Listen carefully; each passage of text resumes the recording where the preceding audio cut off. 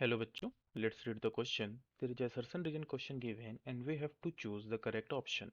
The assertion is value of radius of gyration of a uniform rigid body depends on the axis of rotation, and the reason given is radius of gyration is root mean square distances of particles of body from the axis of rotation. आइए radius of gyration को समझते हैं.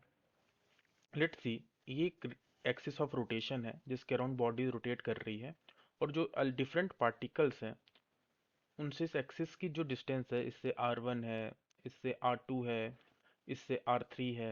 Let's say ऐसे n particles हैं, तो इसकी जो n particles हैं इसकी डिस्टेंस जो होगा वो rn होगा. तो रेडियस ऑफ गायरेशन जो होती है वो होती है k is equal to under root r1 square plus r2 square plus r3 का स्क्वायर अप टू Rn का square upon n, that is total number of particles. तो रीजन तो करेक्ट है कि radius of gyration is root mean square distance of particles of the body from the axis of rotation. ये जो radius of gyration होता है that is के, ये shape and size position and configuration of position and configuration configuration of axis of rotation,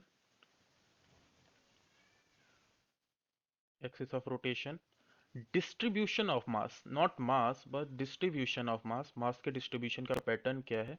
distribution of mass of body with respect to axis of rotation in factors पे depend करता है. I की जो value होती है ना, moment of inertia, वो होती है m के square के equal. तो मतलब I is directly proportional to k square, मतलब k will be directly proportional to under root I.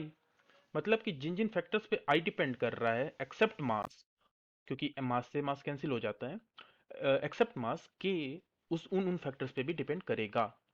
So assertion और रीजन दोनों करेक्ट है. यहाँ पे सिर्फ एक फैक्टर लिखा है depends on the axis of rotation. Only अगर लगाता तो ये एसर्शन गलत होता, लेकिन ओनली नहीं लगाया क्योंकि एक ये भी फैक्टर है, एक्सिस ऑफ रोटेशन भी एक फैक्टर है, और उसने यही बस लिखा है.